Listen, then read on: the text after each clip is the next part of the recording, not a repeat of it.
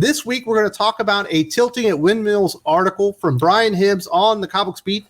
I say the Comics Beat is pretty much worthless, but Tilting at Windmills is the exception to the rule. Brian Hibbs normally does good analysis. He's been very critical of the industry and why he thinks it's not working right now. He's a comic book retailer, owns the Comics Experience in San Francisco, California.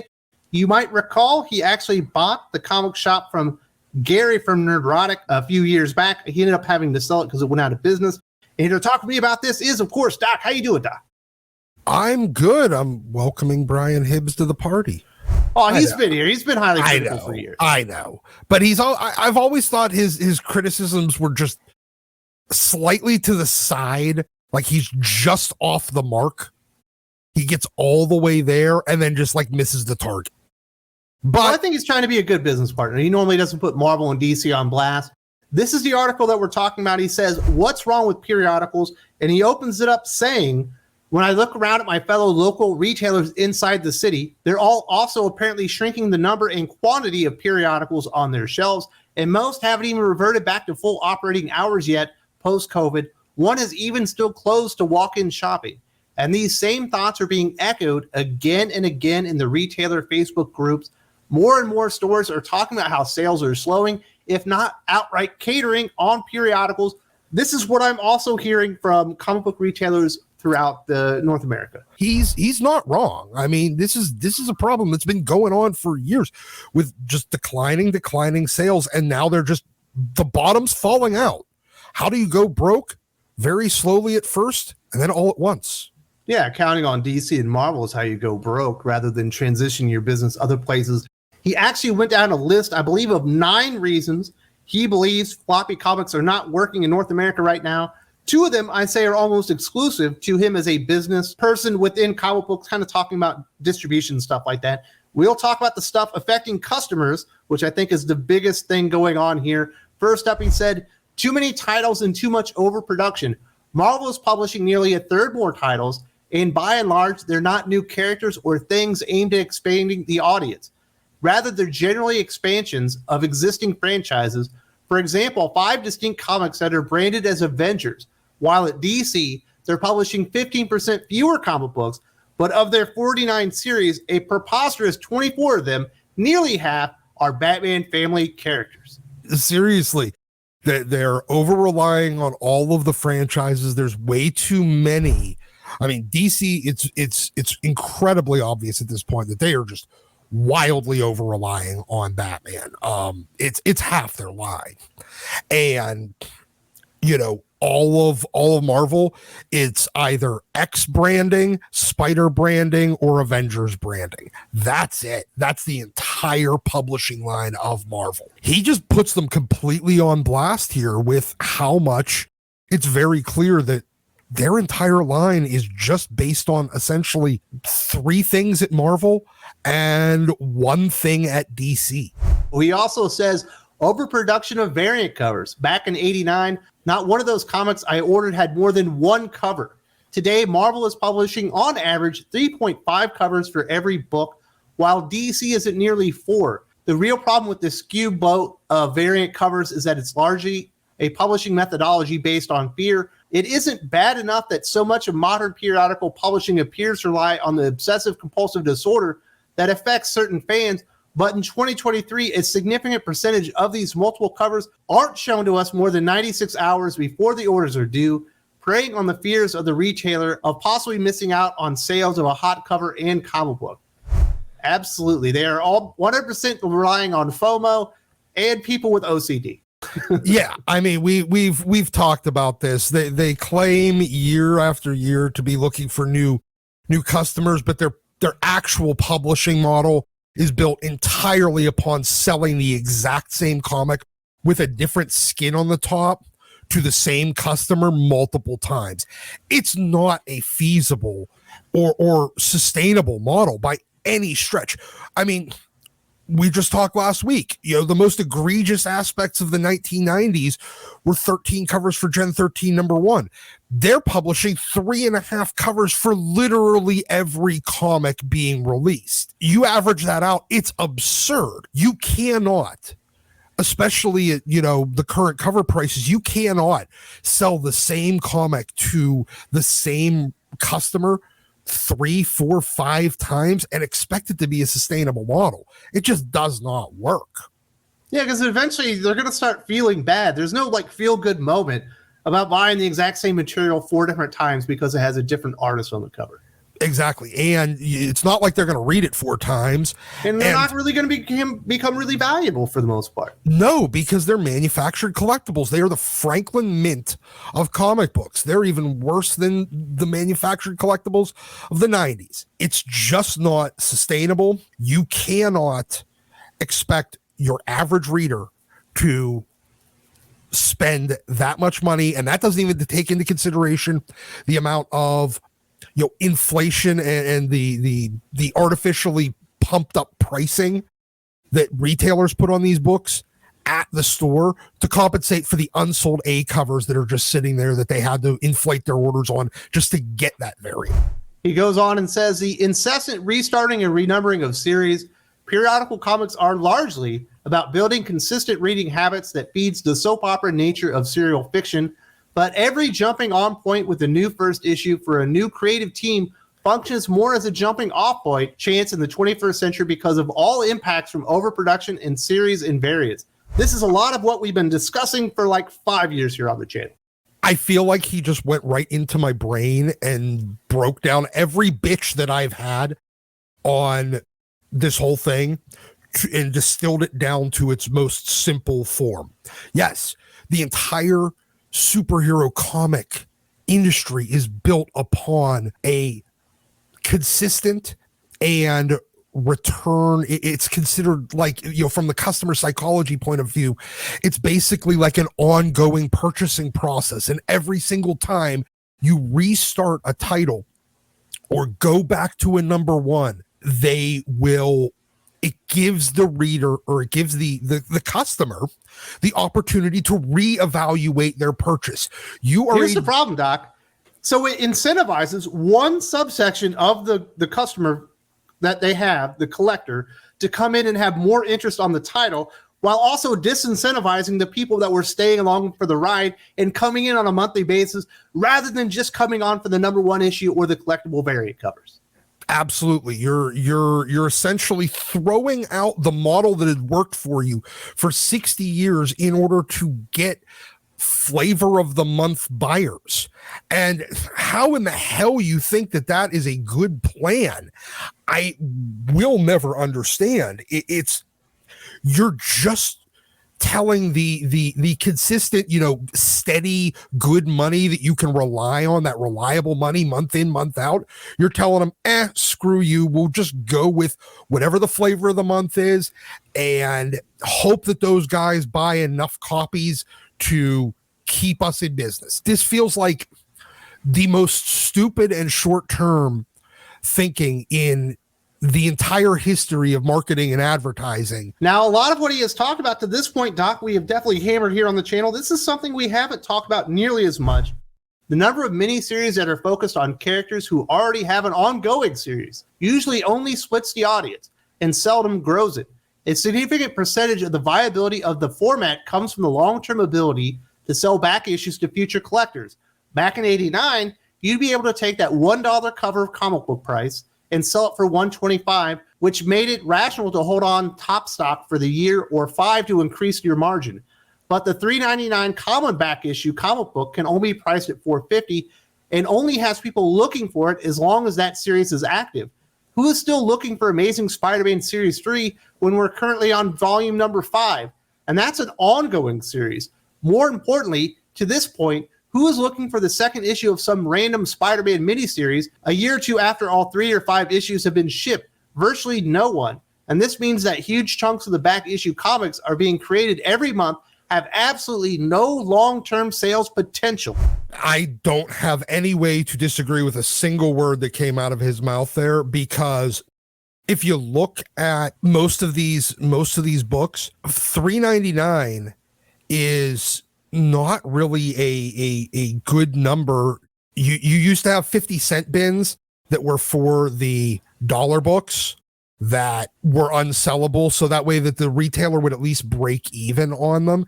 Now, if he puts them, the $3.99 books, they've become dollar bins, and they're losing money. $1. Yeah, he's losing $1 whenever it goes in there. And that's just on the cover price. That's not on the labor that they had to pay. Obviously the electricity and everything to store the comic books and keep them in good condition. There's a lot of issues there, but I think he's right. Even if there was a decent back issue market, which there is for older comics, but not really for new ones, the stuff that's not connected to anything that's been memory hold in 6 months, which is a lot of what DC and Marvel are publishing, there's no reason to have any of it. Yeah, no one is ever going to want to buy it. The miniseries, he's completely spot on here. I disagree with him a little tiny bit about the, like Spider-Man Volume 3 and, even though they're on Volume 5, because the Spider-Man completists, the ones that actually want to they already completed, Doc. How many new Spider-Man completists are we getting? Well, you know what? There's always that person that still picks up Spider-Man and then just wants to read backwards. A lot of it, he is right. It does reduce the demand. I don't think it eliminates the demand. And I think that there are still going to be people, because like I'm still picking up stuff from Spider-Man Volume 1 and Spider-Man ASM Volume 2 and even 3 currently. But are you picking up the Spider-Man Life Story, Doc? No, I'm not. Oh, like the new one that's not connected to anything you've decided not to get as part of exactly. The miniseries part of this, he is absolutely 100% spot on. Nobody is going to look for those back issues of some random miniseries, because none of those miniseries ever matter, and not enough, and especially don't matter enough to actually draw people in to buy back issues. Another thing he says is publishing miniseries as a number of unconnected number ones is one of the lowest and worst things that a publisher can do. Recent examples were Batman One Bad Day from DC, in which 8 first issues, even though they're advertising it as a miniseries in print, or a series like Murder World from Marvel, with individual chapters as first issues starring Avengers or Spider-Man or Moon Knight. The fundamental problem is that by not selling these things as a miniseries, it eliminates most of the series-driven tools to connect these books to one another. It makes every buying decision in essentially unrelated ones to the other. I am absolutely done with the idea that we need to create as many number one issues as possible. They're just manufacturing them out of nowhere. They're pulling them directly out of, Doc, their ass. Absolutely. I'm looking at you, Peach Momoko's Demon Days. Every single title was different, or was a number one. I don't think Peach Momoko did that. I think that's a Gabriel thing. I know it's a David Gabriel thing. It's a Tom Brevoort thing. It's a CB Cebulski thing. But you know what? I mean that title. I'm looking at Peach Momoko's Demon Days. That's I'm sitting there going, you know what? By about like the 4th issue, I didn't know if I missed one. I'll give you that too. It became very difficult to remember if you're even caught up on that one. And I like that series a lot, but it didn't come out like a set time every month. Yeah, it did not come out with any sort of regularity, and you have no idea if you miss an issue. it completely defeats the purpose. You know why there's numbering? Sequential numbering, so that you know if you read 1, 2, 3, and then the next one you see is 5, you go, I missed 4. You can't do that when you're doing Demon Days X-Men, Demon Days Venom, Demon Days Spider-Man, Demon Days Psylocke. Because you know what comes between Venom and Psylocke? I don't know either, because it's not a fucking Loki, sequence. Right? It's not a sequence that anybody knows. Marvel and DC are just screwed right now. He also talks about the pricing of periodicals. While there is some need to increase cover price over time, especially if we're interested in creators making a living wage to produce comics, Marvel and DC are continually pushing the line harder and further than is sustainable. $4.99 and above comics, sometimes as much as $9.99, are now becoming frequent from the market leaders. As you make things more expensive, fewer people are willing to sample. Fewer people sampling means less exposure to new ideas. In 1989, we were still ordering 75-cent comics, even while the prices were starting to creep up on some things to $1 or even $2. But comics were still inexpensive enough that you could sample and purchase a wide range of books. DC is absolutely the very worst about this. Whenever I would talk about my solicitations, it was shocking that the average price of a Spider-Man comic book would be $4.25, and the average price of a Batman comic book would be almost like $5.50 sometimes, because they're releasing so many of these $10 comic books. Like the Joker series was like $6 for the A cover, and it wasn't anything special. It was just a Joker series. Ridiculous, Doc. They know that they like the characters at this point from the movies and everything else. They just don't know if they like the medium, and they don't know if they like the story that's going to be going on in the comics. So you need to price things at a price point in which they are willing to give it a try. And you know what's crazy, Doc? He talks about they need to have a living wage for the creators, but we know that's not happening. They're raising the cover price without paying the creators more because they've run off so many customers. They absolutely have to just to keep their numbers where they were like 5 years ago. Oh yeah, because to bring in the same gross profit and the same net revenue in order to pay the set amount for the creatives, because page rate is 22 times X. It's very simple. Do you know how you raise people's page rates? You sell more fucking comics. You sell more copies. Not more titles, more copies. Your price for the creative, the page rates and everything else like that stayed the same. You can raise their rates if you sell more copies of the comic. That's what I'm saying. This has nothing to do with their rates because they haven't changed in 30 years. Exactly. This has everything to do with their bottom line. So when they present their numbers, they don't all get fired immediately. Yeah, exactly. So they need to hide their terrible business strategies. Absolutely. And they've been doing it the same way by publishing, in order to get their unit sales the same, how many units moved. They're just publishing more titles. Look, people aren't going to try your stuff at that price, and you're never going to draw in new readers. And all you're doing each time you raise the price is drive away a little bit of your existing readership that decides this is where I draw the line. The last one he talks about is a Doc special here. There's very little to consumer promotion and marketing. The funny thing is that you would think that the growth of social media would make it much easier for entities with actual marketing and PR budgets and staff, but it has never changed from the first time that the overwhelming majority of customers have the slightest amount of knowledge about most new comics is when they walk into a store and see it. Marvel has a YouTube channel with a couple of million subscribers, and they slap on these stupid Women of Marvel bullshit where they're just talking about girl stuff and fucking cooking shows. How to make an Iron Man sandwich. That's what I was always worried about. The Galactus omelet. What the hell are you people doing? Sell your fucking comic books. Well, if you check out the creators, if they haven't blocked you on social media, normally they're just bitching about something that isn't comic books. Yeah. They never even talk about comics. Yeah, if they haven't already blocked you, they're gonna either pick a fight with you, show exactly how thin their skin is, or bitch about Trump for some ungodly reason in 2023. That's what I want to know about from the artist of Moon Knight. Well, I'm not picking on an Alessandro Cappuccio. I'm just using an example. I want to know what he thinks about Ukraine.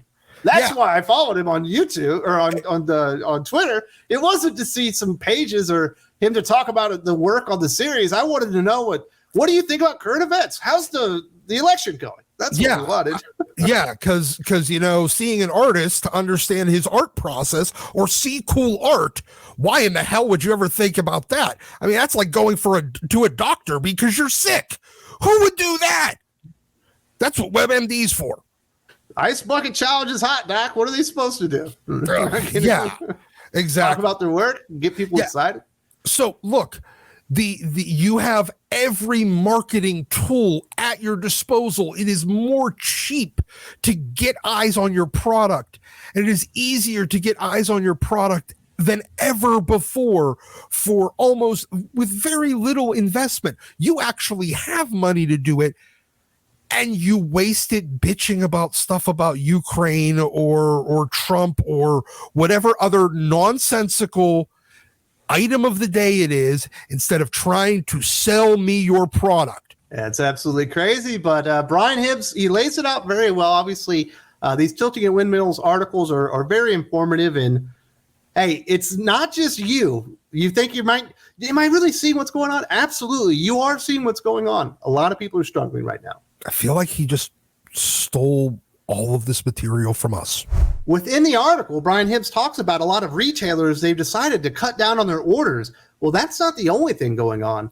Last year, I talked to Aaron Sparrow, who does ordering for a couple of comic book shops in California, and he talked about some of the retailers he works for stopped ordering new comic books altogether. This is a really, really good conversation that was really foreshadowing all the calamity we're seeing going on with comic books right now. Definitely check out this video or the link in the video description.